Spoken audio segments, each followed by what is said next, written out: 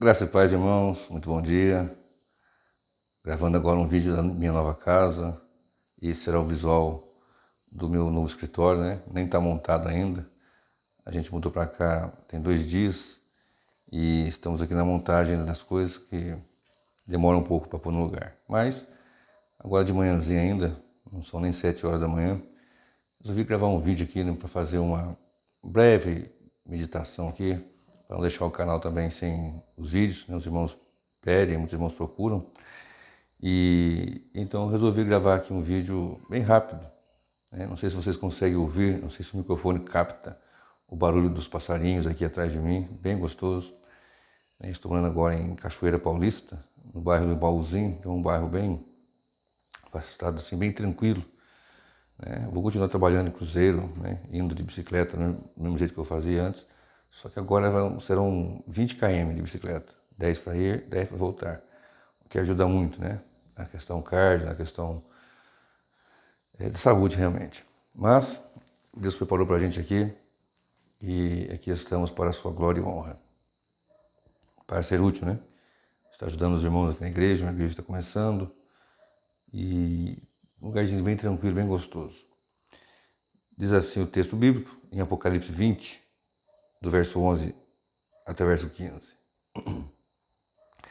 E viu um grande trono branco e o que estava sentado sobre ele, de cuja presença fugiu a terra e o céu, e não se achou lugar para eles. E viu os mortos, pequenos e grandes, que estavam diante de Deus, e abriram-se os livros, e abriu-se outro livro, que é o da vida.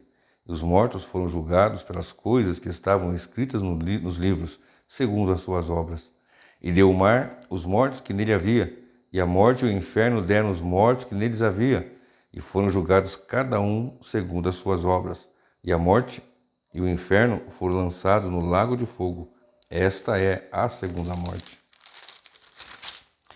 E aquele que não foi achado escrito no livro da vida foi lançado no lago de fogo. Eu tenho já no meu canal, gravado na playlist, está lá mais fácil para você achar, na playlist escatológica, o estudo sobre o juízo final, sobre essa questão aqui do Apocalipse, da volta do Senhor, etc e tal, e o juízo final. Eu sempre estou falando sobre as 4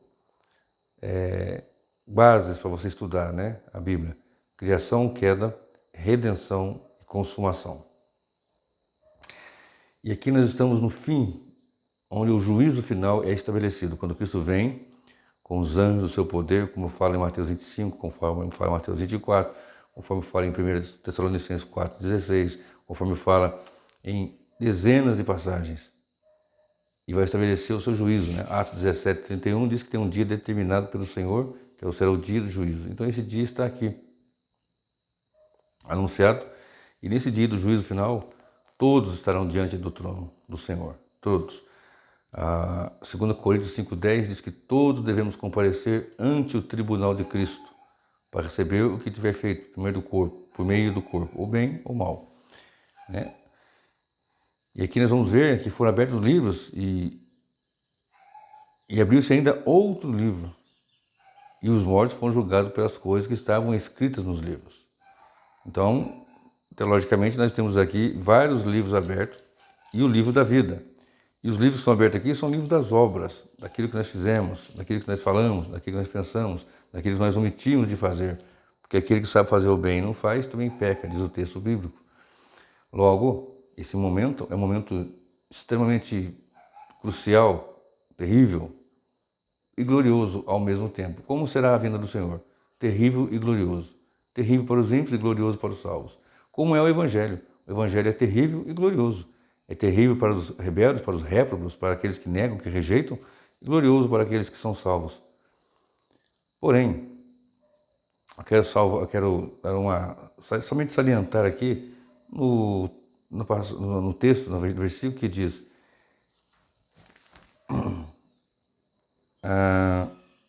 versículo 12, e viu os mortos, pequenos e grandes, que estavam diante de Deus, e abriram-se os livros, e abriu-se outro livro, que é o da vida. E os mortos foram julgados pelas coisas que estavam escritas nos livros, segundo as suas obras. E agora o versículo 15. E aquele que não foi achado escrito no livro da vida foi lançado no lago de fogo. A questão é que haverá um julgamento, isso é certo. A questão também é que haverá, o que existe, né, livros, isso é certo. E os livros são apresentados aqui de maneira que vão relatando toda a história da nossa vida, pensamentos também. O Senhor Jesus fala em Mateus que toda palavra ociosa que os homens disserem darão conta. Mateus, fugiu agora o versículo. Até as palavras ociosas, se não me engano é 12, alguma coisa. De maneira que nós temos que tentar pelos pensamentos, pelas palavras, pelas atitudes. Mas como? De que maneira? Ter o nome no livro da vida, para não estar em condenação, não ir para o lago de fogo, fogo que arde constantemente. Né? Porque tem uma falácia aí de que existe o aniquilacionismo, você vai ser aniquilado. Você é julgado, você é de Deus, está com ele para sempre. Se você não for de Deus, você vai ser aniquilado, vai deixar de existir, vai desintegrar. Né? Essa é uma doutrina mentirosa e confortante. Por que confortante? Olha, então quer dizer que eu posso pecar à vontade, posso fazer o que eu quiser, posso não estar em Cristo, posso fazer todas as atrocidades que a Bíblia condena e ainda assim me manter tranquilo, porque eu vou desintegrar mesmo, vou sumir, vou deixar de existir, então acabou a memória, acabou. Não. A Bíblia não diz isso. A Bíblia diz que vamos sofrer eterna punição, longe da face do Senhor, longe da presença de Deus. Está bem claro em Isaías 66, está bem claro em 2 Tessalonicenses, capítulo 1, do versículo 3 em diante. Agora a pergunta é, refazendo a pergunta, né? Como ter o nome no livro da vida? Você pode dizer, aceitando a Jesus Cristo. Você pode dizer, confessando seus pecados. Está certo? Você pode crer em Deus? Evidentemente. Então, o que acontece? Qual que é a lógica disso? Assim, de forma bem simples. Toda a nossa teologia tem que ser em glorificar Deus. Deve ser. Se ela não glorifica a Deus, ela não é uma boa teologia. Todas as pregações, se não glorificam a Deus, não são boas pregações. Todos os ministérios que fazem alguma coisa para o Senhor, se não glorificarem a Deus, não é um bom ministério. Não é uma boa obra. Não é uma obra frutífera que produz. Então, qual é o que fazer? Né? De onde vem para eu ter o nome no livro da vida? Simples. Em Efésios 1, a partir do versículo 3, nós vamos interpretar ali claramente, nós vamos ver claramente ali, que Deus predestinou e elegeu de antemão, lá no princípio, lá nos primórdios, quando Ele quis, antes da fundação do mundo. E vamos ver também que o próprio Senhor Jesus vem e executa essa obra. E lemos ali também, até o versículo 14, 13, 14, 15, lemos que o próprio Espírito Santo, ele sela, ou seja, ele opera, ele age, ele aplica esta obra da redenção. E nós temos um texto muito claro, muito forte, que está em Apocalipse, dizendo que aqueles que têm o nome no livro da vida, tem uma... Deixa eu achar aqui rapidinho. Como eu falei, eu nem preparei esse estudo, peguei a Bíblia aqui, levantei e vim aqui e estou lendo aqui com vocês, apenas uma breve meditação, já vou fechar já está com 8 minutos, já vou parar. Olha só. Apocalipse 17, 8. A besta que viste foi e não é, e há de subir do abismo e irá à perdição. E os que habitam na terra, cujos nomes não estão escritos no livro da vida, desde a fundação do mundo, se admirarão, vendo a besta que era e já não é, e ainda que é. Só aqui, ó, a besta que vistes, né? Aqui fala que é da Babilônia. Tá no meu canal, você acha esses estudos aqui, ó, já de forma mais ampla, né? Não exaustiva, porque o assunto é muito extenso, mas de forma mais ampla. A besta que viste foi e já não é. E há de subir do abismo, irá à perdição, e os que habitam na terra, cujos nomes não estão escritos no livro da vida. Só que tem uma vírgula aqui. Desde a fundação do mundo. Se admirarão vendo a besta que era e já não é, e ainda que era e já não é, ainda que é. Então, essa questão aqui, ó, desde a fundação do mundo. Então, Deus, de antemão, predestinou, elegeu e escreveu nomes nos livros da vida. Nomes. Ah, mas Moisés falou assim, Senhor, não apague o meu nome do livro. O livro das obras, o livro ali, mas o livro da vida foi escrito pelo Senhor, ali os nomes das pessoas que serão salvas. Mas então quer dizer que Deus é um Deus cruel? Não, a pessoa é salva, Deus sabe por presciência. Deus não decretou, não é dupla predestinação. Romanos 9,15 diz que não depende de quem quer, nem de quem corre, mas de Deus que usa de misericórdia, que se compadece. Mas então quer dizer que Deus é um Deus tão cruel que uns ele elegeu para a salvação e outros não. Ora, a mãe a Jacó aborrecia Esaú, ainda não tinha feito nenhuma obra, não havia feito nada, já havia sido decretado os seus destinos. Tem uma frase que eu ouvi do pastor Cleilson Trindade, meu amigo, e ele disse, e tem um canal também, viu? Se inscreva no canal dele, pastor Cleilson Trindade. Tem uma frase que eu ouvi dele, numa pregação dele, das muitas que eu já ouvi, né, e ouço ainda, assisto, ele falou o seguinte: Deus decreta soberanamente aquilo que o homem faz naturalmente. O que o homem faz naturalmente? Pecar. Então os decretos de Deus são tremendos, irmãos, são profundos. Dá para fazer um vídeo aqui outro dia só sobre os decretos de Deus, sobre a soberania divina, a criação do mal. Fica uma confusão, um rebuliço, né, uma convulsão na mente dos teólogos sobre, peraí, quem criou o mal? Deus criou o mal? O mal é a ausência do bem ou o mal é a deturpação do bem? O que é o mal? Quem criou o mal? Se Deus não criou o mal, se Deus não... Então começa, vou gravar um vídeo sobre isso com calma, certo? Com calma, com tranquilidade. Graças a Deus, as pessoas que assistem meu canal são pessoas educadas. Um ou outro, de vez em quando, passa, dá ali uma... Mas assim, raro. No meu tempo aqui de canal, tem poucos que fazem assim. Você pode não concordar, mas respeitar. Da mesma forma que eu não concordo com muitas doutrinas e respeito-as. Algumas eu tenho que respeitar, outras eu tenho que bater em cima mesmo, né? Por exemplo,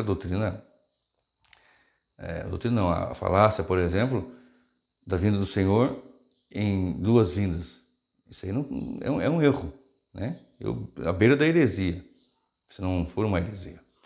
Mas o que eu quero dizer é o seguinte: o nome do livro da vida vai estar lá porque Deus o escreveu.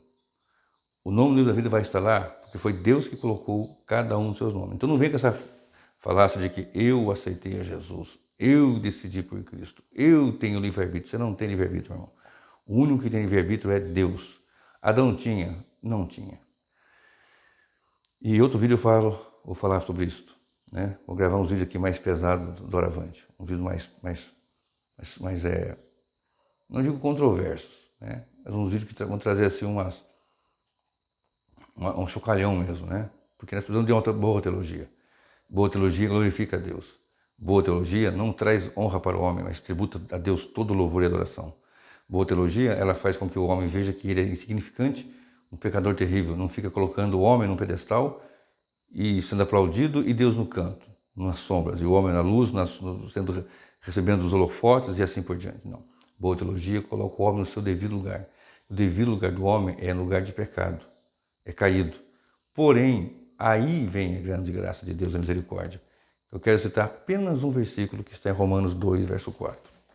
Romanos, capítulo 2, são inúmeros versículos, mas eu vou ler Romanos 2, 4, que diz assim: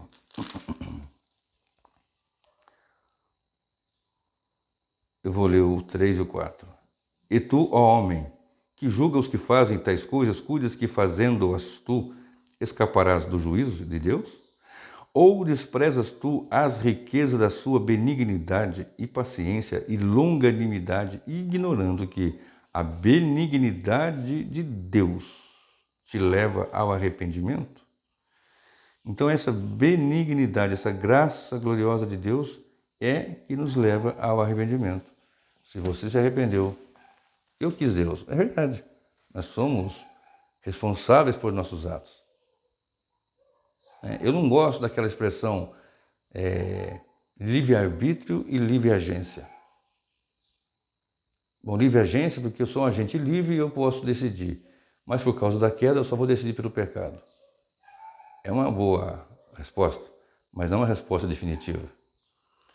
Eu tenho livre-agência, e livre-agência me faz eu pensar para escolher qual camisa vestir, qual carro comprar, qual casa morar e assim por diante.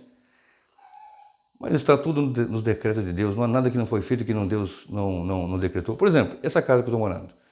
Eu quis morar aqui, já tem lutando, minha enteada mora aqui perto, e aqui é um lugarzinho tranquilo, o cruzeiro realmente está muito violento.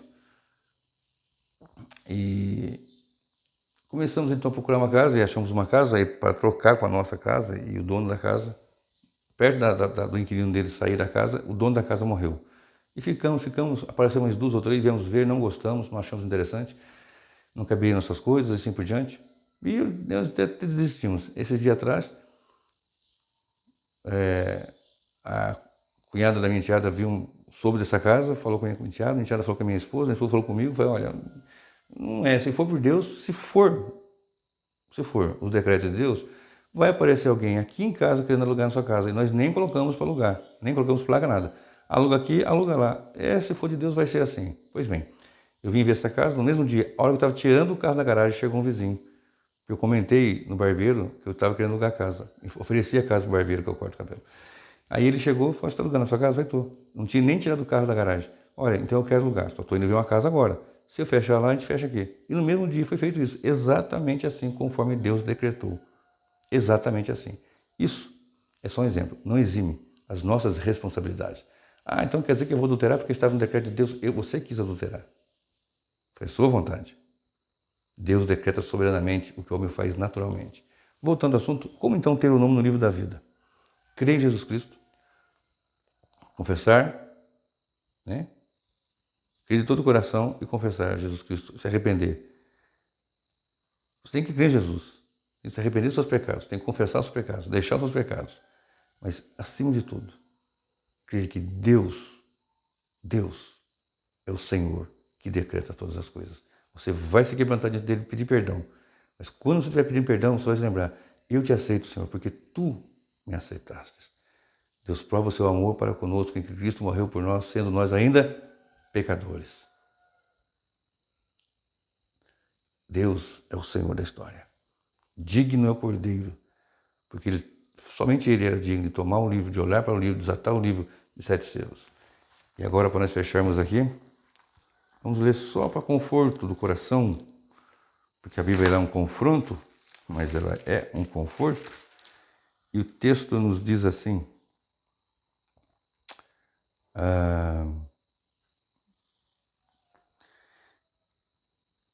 vou ler aqui o versículo, Apocalipse 20, verso 11. Perdão, Apocalipse 22, verso 11. Quem é injusto, seja injusto ainda, e quem é sujo, seja sujo ainda, e quem é justo, seja justificado ainda, e quem é santo, seja santificado ainda. E eis que cedo venho, e o meu galardão está comigo para dar a cada um a sua obra.